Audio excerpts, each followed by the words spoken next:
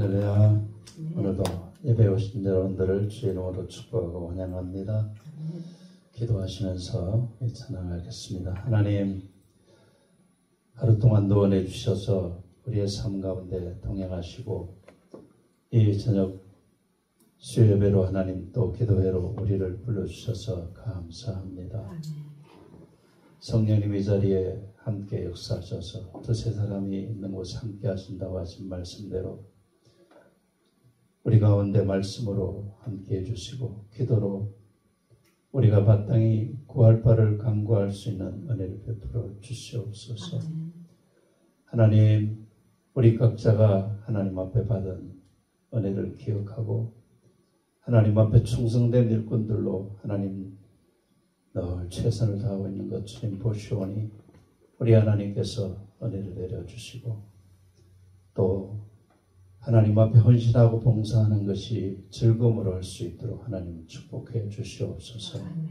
예수님 이름으로 기도드렸습니다. 아멘. 찬양하시겠습니다.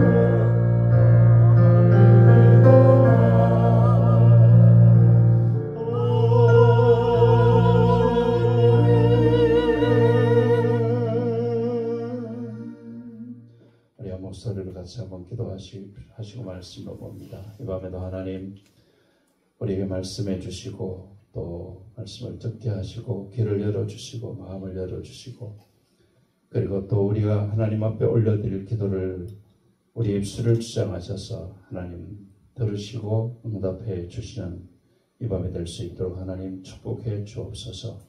우리 같이 한번 기도하십니다. 하나님 아버지 오늘도 하나님 주의 자리에 부르셔서 아버지 앞에 예배자로 서게 하셔서 이 밤에도 하나님 좋은 춤을 통해서 말씀하시고 하나님 아버지께서 말씀해 주시고 그 말씀을 듣게 하시옵소서. 우리 마음에 하나님 앞에 말씀을 주시고 정결한 마음으로 주시고 도와주시고 말씀 가운데 역사하시는 우리 하나님의 성령의 역사하심을 경험하는 것 주시고 도와주시고 우리가 하나님 앞에 올려드리는 역사를 주시옵소서. 하나님 우리가 드리는 마땅히 구할 바를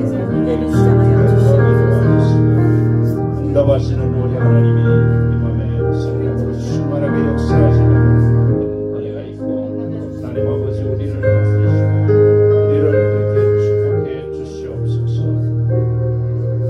하나님 감사합니다.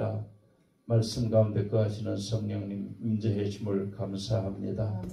말씀하실 때 우리가 그 말씀을 마음으로 받고 또 하나님 앞에서 말씀 가운데서 주시는 그 은혜가 악한 사탄에게 빼앗기지 않도록 이 밤을 하나님 축복해 주시옵소서. 아멘. 예수님 이름으로 기도드렸습니다. 아멘. 에베소서 2장 조금 긴데요. 14절에서 22절까지 우리 한 목소리를 같이 천천히 말씀을 생각하시면서 한번 우리가 합독하시겠습니다.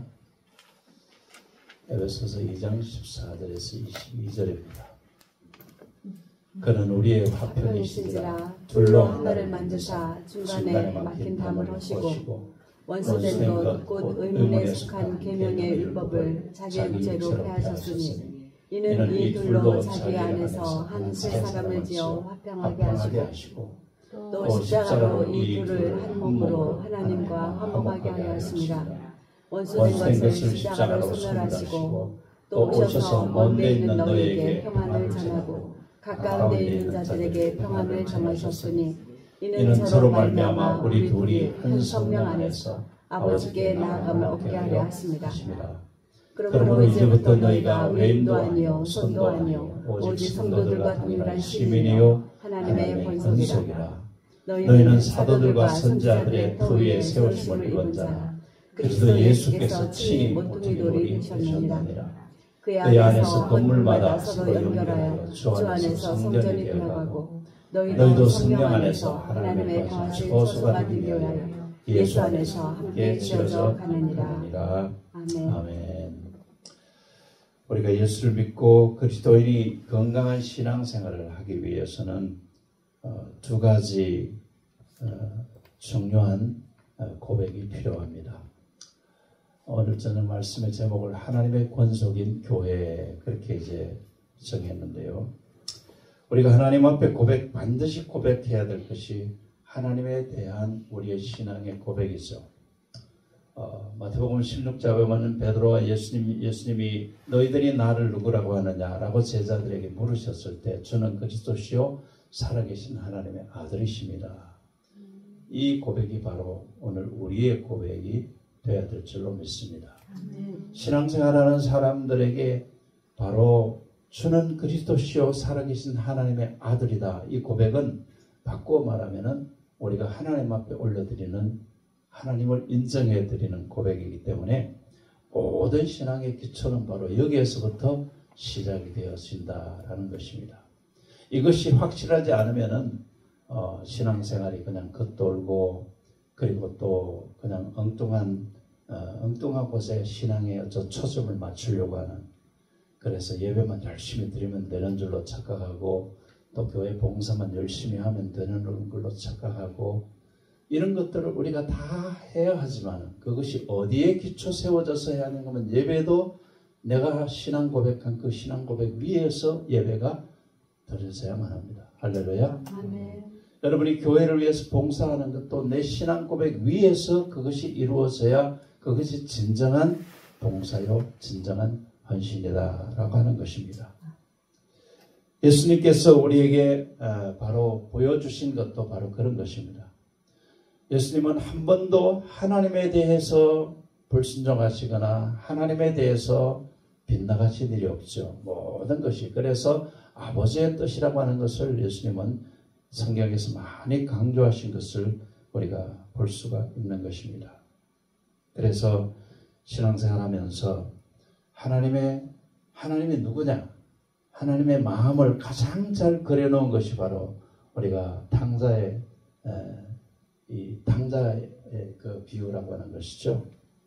집 나간 둘째 아들, 그 아들을 나갈 때부터 끊임없이 돌아올 때까지 포기하지 않고 기다리신 그 아버지. 거기에 아버지의 사랑, 거기에 하나님의 사랑, 하나님이 우리 죄인들을 어떻게 기다리고 계시고 어떻게 우리에게 하기를 원하시고 이 모든 것들이 다 포함이 되어져 있죠. 그러니까 그 하나님에 대한 고백이 우리의 신앙의 진정한 출발점이 되었어야 된다는 것을 우리는 잊지 말아야만 되는 것입니다. 그래서 오늘 이 14절에서도 그는 우리의 화평이신지라 둘로 하늘을 만드사 원수된 것 곧 중간에 막힌 담을 자기 육체로 허셨다 그랬습니다. 이것이 바로 구약시대에 이 성소와 지성소 사이에 막이 있었죠. 그래서 그 지성소 사이에는 아무나 들어갈 수가 없었죠. 거기에는 오직 제사장만 들어갈 수가 있었는데 제사장도 만약에 지성소 안에 들어가서 어떤 죄된 생각을 하면 그 자리에서 즉사했죠. 그래서 제사장을 시체를 갈고리로 끌어내야 되는 이런 이제 상황이 생겨날 만큼 그렇게 보면은 하나님이 굉장히 무자비하신 하나님 같고 그냥 진노의 하나님 같고 그렇게 이제 그래서 우리가 구약을 잘못 보면은 하나님을 잘못 오해를 할 수가 있어요. 그런데 그 하나님의 그런 엄하신 것이 왜 필요하냐? 하나님은 공의로우신 하나님이시기 때문에 또 율법을 기준으로 계시는 하나님이시기 때문에 그래서 그런 하나님의 그 모든 것들을 중간에 막힌 담을 허신 분이 바로 예수 그리스도이시죠. 그래서 예수님이 십자가에 돌아가셨을 때 성소의 휘장이 완전히 찢어지고 그 이후로부터는 이제 예수님이 우리의 모든 진노를 다 하나님의 그 엄청난 진노를 다 짊어져 주셨기 때문에 우리는 바로 예수님에게 초점이 맞춰져서 그래서 하나님, 예수님, 성부 하나님, 성자 하나님, 성령 하나님 동일하신 그 하나님에 대한 고백 이것이 바로 우리 신앙의 가장 기초가 되었어야 된다. 그러면 하나님께서 그렇게 하셔서 아들을 십자가에 못 박혀 죽게 하시고 그래서 하나님의 진노의 그 하나님의 중간에 담을 다 허셔서 아들 예수 그리스도로 인해서 이제는 우리를 예수 믿는 자들을 절대로 그렇게 진노하심으로 정죄하지 않으시겠다고 하신 그 이유를 어디에서 우리가 찾을 수 있는가 하면은 우리의 신앙의 또 하나의 고백이 바로 교회의 관계라고 교회라고 하는 것입니다. 교회. 그러니까 하나님에 대한 신앙 고백에 있는 사람들이 모인 모임이 바로 교회입니다. 교회는 건물이 아니라는 거 여러분 이미 잘 알고 계시죠? 이 건물은 그냥 예배당이에요. 우리가 하나님을 예배하는 장소이고 하나님의 사람들이 모여서 하나님의 백성으로서 훈련받고 하나님의 백성으로서 이 공간을 통해서 하나님이 원하시는 일들을 감당하기 위해서 이 공간이 필요한 것이지 이것이 교회가 아니라 이 말이에요. 교회는 여러분 한 사람 한 사람이다. 교회다. 그래서 예수님이 두세 사람이 모인 곳에는 나도 그들 중에 있다. 그래서 교회의 최소한 일을 예수님은 두 사람으로 그렇게 이제 규정하고 있는 것을 볼 수가 있는 것입니다.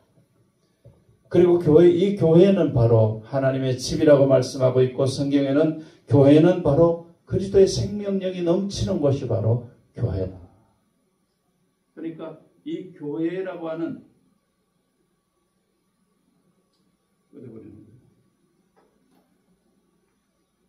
교회라고 하는 이 하나님의 백성들, 그러니까 하나님의 백성들이 모인 이 자리가 이 공간이 아니라 여기에 모이는 저와 여러분이 곧 아버지의 집이라는 거예요. 왜냐하면 우리가 가정이라는 것은 식구들이 모여있는 것이 가정이잖아요. 그렇죠? 그러니까 우리의 이 모임 자체가 바로 교회의 머리는 예수 그리스도시요. 그리고 그분의 생명력이 넘치는 그분의 모든 권력이 움직이는 곳이 바로 교회다. 그런 말씀인 것입니다. 그래서 예수님께서 12살 돼가지고 예루살렘 성전에 올라가셔서 사람이 너무 많으니까 6월절에는 뭐 지금도 마찬가지. 예루살렘에 가면 사람 때문에 옮겨 다닐 수가 없을 만큼 사람이 그렇게 많이 모여요. 그때는 지금이나 마찬가지죠. 부모들과 떨어졌죠. 그런데 예수님은 율법사들하고 토론하고 계셨죠. 그래서 한참 가다가 집으로 돌아가다가 보니까 예수님이 없는 거예요. 다시 돌아와서 보니까 그러고 있는 거예요. 그랬을 때 예수님의 부모님들이 왜 여기 이러고 있느냐는 식으로 얘기를 했을 때 예수님이 뭐라고 대답했죠? 내가 내 아버지 집에 있어야 될 줄을 몰랐습니까? 그러니까 내가 내 아버지 집에 지금 있는 것입니다. 그러니까 육신의 부모와 함께하는 것도 가정이지만은 그거는 이 땅에 있는 동안의 가정일 뿐이고 우리가 영원한 하나님의 권속, 하나님의 가정은 바로 하나님의 교회를 중심으로 이루어지는 것이다. 예수님이 그렇게 말씀을 하신 것입니다. 그래서 우리가 이 교회관이라고 교회를 어떻게 이해하고 있느냐라고 하는 것을 신앙생활하는데 굉장히 중요한데 이 교회가 예수님의 몸이라고 하는 것을 우리는 철저하게 인식해야 되는 겁니다. 그러니까 예수님이 머리인 교회에 저와 여러분 한 사람 한 사람이 다 몸이에요. 지체예요. 맞습니까? 네. 각자 역할이 다를 뿐이에요. 목사라고 해가지고 목사의 역할이 여러분들보다 훨씬 더 다르냐? 그렇지 않아요. 여러분 우리 몸에 지체들이 어떤 건 귀하고 어떤 거는 천하고 그렇습니까? 우리 몸의 모든 지체는 더 유용하게 쓰이는 지체가 있는가 하면은 어떤 지체는 어쩌다가 한번 쓰이는 지체도 있어. 그래도 그 지체가 없으면 결국은 우리의 몸은 온전한 몸이 되어줄 수가 없어요. 그래서 목사라고 해서 더 귀하고 장로님이라고 해서 더 귀하고 그런 것이 아니라 그것은 하나님의 일을 하기 위한 하나의 직분일 뿐이지 우리 모두는 교회 안에서 동일한 하나님의 권속, 하나님의 식구이다. 할렐루야. 그 교회관을 우리가 철저하게 인지해야만 되는 것입니다. 그래서 유명한 신학자 폴 틸리라고 하는 사람이 교회에 대해서 정의를 내려놓은 걸 한번 같이 읽어보십니다. 시작. 나는 교회를 떠나서 기독교를 생각할 수 없다. 비록 교회가 문제가 많다 하더라도 기독교가 교회를 떠나서 존재할 수 없다. 그러니까 교회는 인간들이 모인 곳이니까 사람이 모인 곳이 그러니까 완전하지 못한 사람들이 모인 곳이죠. 네. 교회는 그 어느 누구도 하나님 앞에서 완전한 자가 이 세상에 아무도 없어요. 그러니까 교회가 문제가 없는 교회가 있다면 그거는 있을 수 없는 거예요. 네. 모든 교회는 문제가 있는 거예요. 그런데 그 문제를 교회에 속해 있는 공동체가 어떻게 처리하고 어떻게 대하느냐 하는 것이 중요하다는 거예요. 그래서 폴 틸리는 또 이렇게 얘기합니다. 한번 첫째부터 읽어봅니다. 시작. 첫째는 기독교는 사랑의 종교이기 때문에 교회 안에서 우리가 사랑을 주고 사랑을 받고 그리스도의 사랑을 체험할 수 있는 곳이다. 교회가 하나님의 사랑이 교회를 통해서 서로 주고받는 사랑을 통해서 체험되어져야 된다. 그러니까 예를 들어 교회 어떤 분이 처음 왔는데 너무 낯설게 처음 온 사람이 낯설 수밖에 없잖아요. 그렇죠? 그런데 처음 온 사람을 여러 사람들이 그를 격려해주고 그를 환영해주고 그를 사랑해주면 그걸 본인이 느끼거든요. 그런데 교회 처음 어떤 사람이 왔는데 자기들끼리 그냥 이야기하고 자기들끼리 밥 먹고 그 사람이 소외감을 느낀다면 그 다음에 또 교회에 올 마음이 생기겠어요? 교회에 올 마음이 안 생기겠죠. 그래서 이 교회라고 하는 이 교회가 사랑의 공동체라고 하는 것을 우리는 잠시도 잊어서는 안 돼요. 네. 사랑의 공동체. 두 번째 보세요. 시작. 둘째는 사랑의 공급적한 시간 예배다. 하나님과의 만남이요. 하나님께 예배하는 데 있어서 그 예배는 교회를 통해서 이루어지기 때문에 교회는 절대적으로 필요한 것이다. 여러분, 이 예배당에서 예배만 예배인가요? 어떻게 생각하세요? 이 예배당에서 예배를 우리는 공적 예배다. 그렇게 이야기를 해요. 그러니까 교회들이 모여서, 교회가 모여서 예배를 드리는 곳이 바로 이 예배당이에요.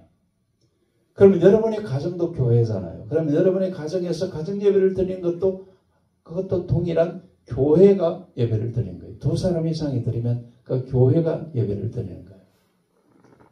그래서 가정교회이든지 공적인 예배를 드리는 이 교회든지 이 땅의 교회는 예배가 절대적인 것임을 우리가 잊지 않아야 된다고 폴티엘리는 지금 그렇게 이야기를 하고 있는 것입니다. 그래서 우리가 이 교회를 구별할 때 우리 예를 들어서 우리 교단에도 뭐 3천 몇 개 이렇게 교회가 있다고 하는데 그 교회들이 다 각자의 공동체로서의 교회예요. 네. 그래서 우리 침례교회는 교리 자체가 성경적인 교리 자체가 교단이라고 해가지고 우리 교회의 어떤 그 주권 자체를 침해하는 그런 일을 교단이 하면 안 돼요. 네. 그러니까 우리 교회 자체가 하나님의 어떤 주권 아래서 움직이는 교회라는 것을 우리가 인식하고 있어야 된다라는 것입니다.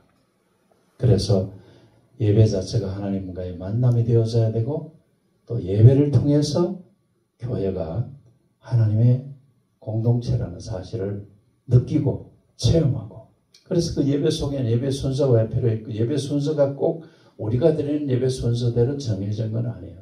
교회마다 예배 순서가 다 조금씩 다를 수 있어요. 그리고 예배 가운데는 기도가 있고 찬양이 있고 말씀이 있으면 그 예배로 그 순서로 모든 게 끝이에요. 다른 어떤 것들이 있는 것은 우리가 좀 더 예배를 모든 공적인 예배로서 속해 있는 각 지체들이 그 예배에 직접 동참해서 예배를 더 원활하게 하기 위해서 순서라는 게 필요한 것이지 그 순서가 꼭 정해져 있는 순서가 아니라는 겁니다. 그런데 어떤 교단에서는 자기 교단에서 정해진 예배 순서가 어긋나면은 그걸 이단이라고 할 만큼 그렇게 인간이 만든 순서 자체를 너무 그렇게 주장하는 것들 이거는 바람직하지가 않다는 것입니다. 그 다음에 세 번째는 보세요. 시작. 셋째는 교회에서 복음이 선포되고 복음을 듣고 이것이 교회에서 이루어진 일이니까 교회가 필요하다. 교회가 왜 존재하느냐라고 하는 것에 대해서 복음이 선포되어져야 돼요. 그러니까 이 목사의 역할 중에 가장 중요한 것이 항상 메시지 속에서 복음이 선포되어져야 돼요. 복음이. 그러니까 강단에서 뭐 엉뚱한 소리 하는 거. 예. 그러니까 강단에서 그냥 자기 얘기하고 세상 얘기하고 정치 얘기하고 뭐 그러다가 이렇게 예배를 끝낸다면은 그거는 목회자로서 교회를 잘못 이끌어가고 있는 거예요.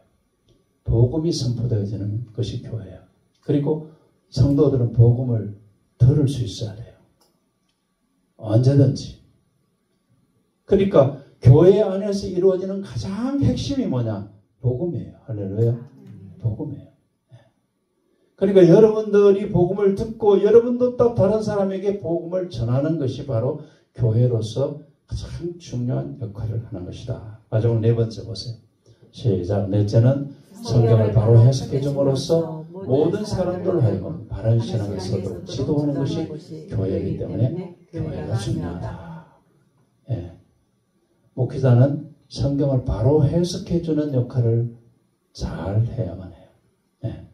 성경 본문 읽어놓고 전혀 딴 얘기 하다가 그냥 예배 끝나면은 그거는 어떤 면에서는 설교로 갈 수가 없어요.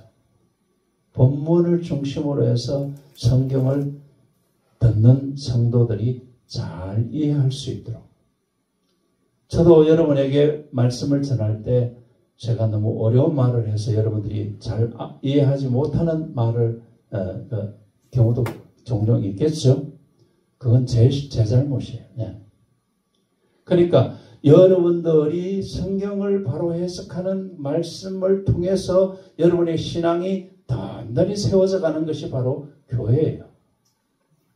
그래서 오늘 본문에서는 특별히 이런 교회가 하나님과 화평한 관계를 이룬 이런 교회가 하나님 앞에서 뭐라고 명칭이 되었으는가 하면은 본문 17절을 가서 다시 한번 봅니다. 시작.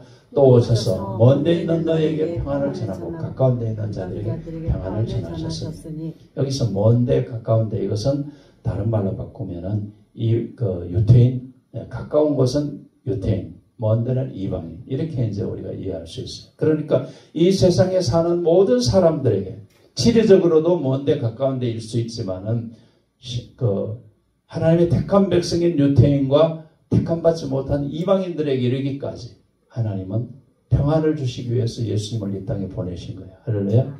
네. 그러면서 우리를 뭐라고 표현을 하고 있는가 하면은 우리 성도들을 한마디로 하나님의 권속이다, 그렇게 표현해요. 이 권속이라는 단어, 네. 굉장히 중요한 단어예요.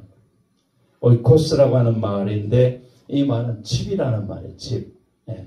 그러니까 교회가 예수님이 머리 되시고 예수님이 가장이 되시는 하나의 집이라는 말이에요. 큰 집이라는 말이에요.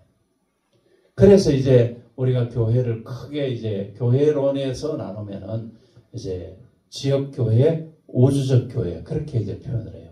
지역교회라고 하는 것은 우리 대한민국에만 해도 각 교파별로 교회들이 다 있잖아요. 그러니까 우리 교회도 지역교회에 속한 교회 중에 하나예요. 우리 기독교 한국 침례에 속한 교회이면서 지역교회에 속한 이 사상이라고 하는 지역에 속해 있는 하나의 교회예요.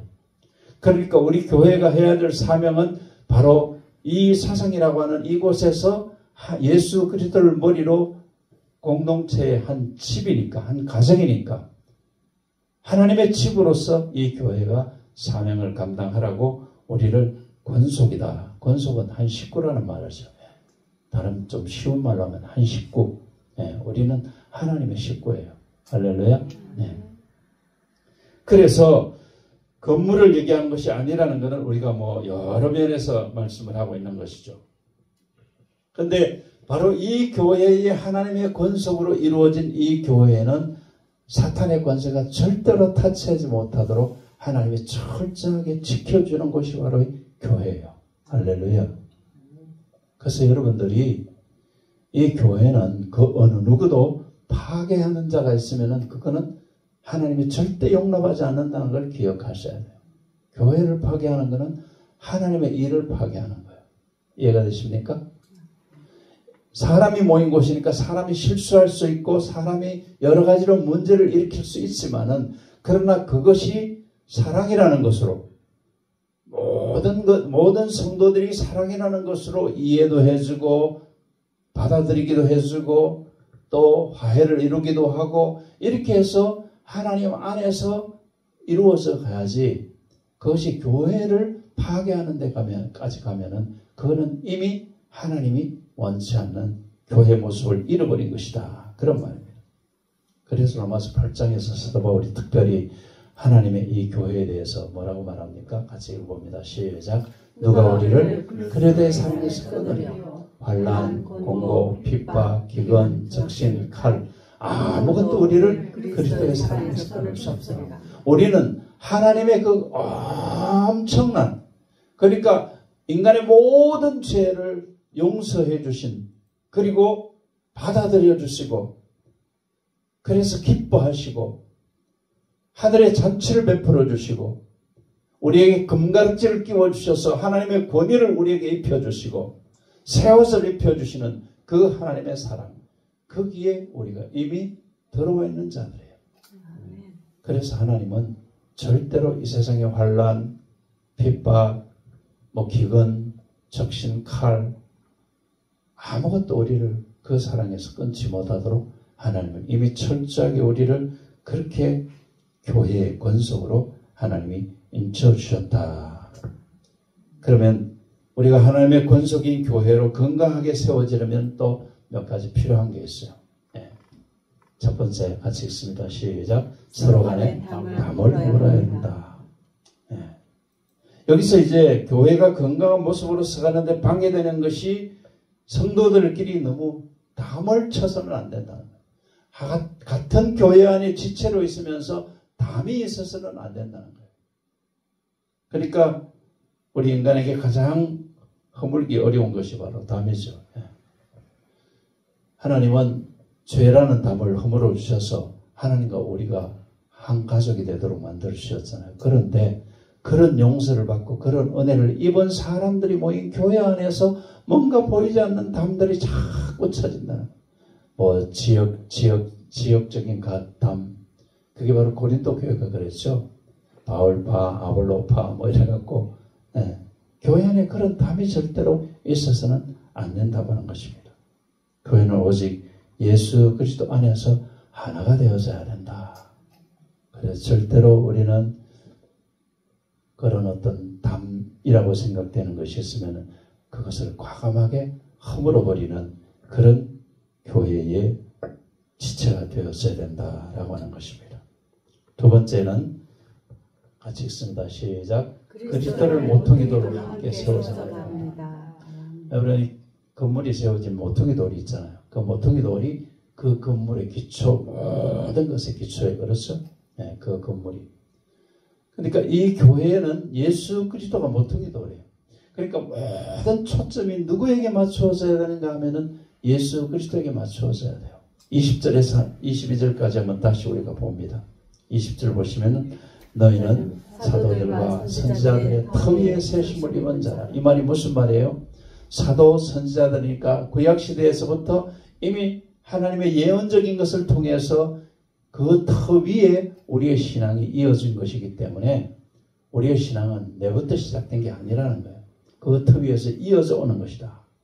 그래서 그리스도 예수께서 친히 모퉁이 돌이 되셨다. 그러니까 예수님은 구약의 모든 것들을 기초로 해서 그 모퉁이 돌로 바로 교회의 기초가 되셨다. 그런 얘기죠. 그 다음에 21절 보시면 그 안에서 건물마다 서로 연결하여 주 안에서 성전이 되어 가고 그랬어요. 여러분 이 건물이 세워지려면은 이 가름대가 있어야 되고 뭐 기둥도 있어야 되고 이런 것들이 있잖아요. 그러니까 우리 교회 안에는 각자 역할을 따라서 서로가 연결되어져야 된다는 거예요. 예. 은사가 다른 사람들끼리 모여서 좋은 은사의 아름다움을 나타내야 되고 봉사의 여러 가지 그러니까 각자의 어떤 그 역할을 따라서 교회가 서로 잘 이렇게 움직여지는 그래서 그렇게 되는 것을 성전이라고 말해요. 성전은 뭐예요? 예수님의 몸이죠. 그렇죠? 네. 예수님의 몸이에요. 그러니까 우리가 하는 모든 일들이 어디에 초점이 맞춰야 되느냐? 성전이 되는데 초점이 맞춰야 돼요. 여러분이 각자 역할하는 모든 게 성전이 되어지는데 초점이 맞춰져야 된다. 마지막 22절 봅니다. 너희도 성령 안에서 하나님의 거하실 초소가 되기 위하여. 이 초소는 교회를 말하죠. 예. 하나님이 거하시는 교회가 되어져야 된다는 거예요. 우리가 사람의 소리를 내고 하나님이 원치 않는 일들이 교회 안에서 일어난다면 하나님이 거기 계실 이유가 없죠. 떠나버리죠.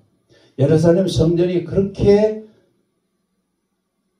아름답게 지어졌었는데도 하나님이 떠나버리니까 나중에 다 무너져 보고 없어져 버렸잖아요. 그러니까 하나님이 그 성령 안에서라고 말하는 것은 지금 우리 시대가 성령 시대예요. 그러니까 성령의 역사하심을 따라서 하나님이 늘 임재하시는 것이 기쁘게 임재하시고 우리가 찬양을 할 때 하나님 앞에 예배를 드릴 때 하나님 앞에 기도를 드릴 때 그럴 때마다 성령님께서 그냥 기쁘게 하나님의 거하실 처소로서 이 교회에 임재하셔서 그래서 우리가 함께 지어져 가는 것이 바로 교회다. 그래서 교회는 아무도 그 어느 누구도 교회는 필요 없는 사람이 없습니다. 교회는 모두가 다 각자의 역할을 통해서 아름답게 예수 그리스도의 몸으로 하나님의 것을 처소로 그렇게 지어서 가야 되는 것이 바로 교회인 것입니다. 그래서 여러분이 바로 이런 교회관을 가지시고 하나님 앞에서 우리 사상영광교회가 건강한 교회로 세워질 수 있기를 예수님 이름으로 축원합니다. 우리가 올려드린 모든 기도를 들으신 하나님, 우리의 기도를 응답하시기를 기뻐하시는 하나님, 우리가 드린 모든 기도 가운데 성령님의 강력한 역사가 우리가 기도드린 그 영혼들에게 찾아가시고 역사하시고 그리고 그들을 구원하는 일을 위해 성령님이 일하고 계심을 저희들이 믿습니다. 우리가 끊임없이 기도함으로 하나님 그 영혼들이 구원받아 하나님의 자녀들에게 복을 내려 주시옵소서. 다음 세대를 주님 축복하셔서 우리 사상영광교회가 다음 세대가 적은 숫자이지만 하나님 이들이 하나님의 큰 영광을 드러내는 그런 아들, 딸들로 자라갈 수 있도록 복을 내려 주시옵소서. 오늘 우리의 기도를 들으신 하나님을 찬양하며 예수님 이름으로 축복하며 기도합니다. 아멘.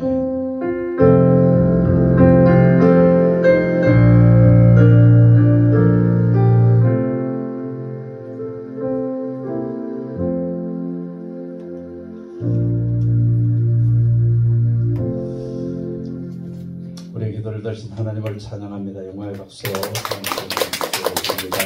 감사합니다. 기도를 마쳤습니다.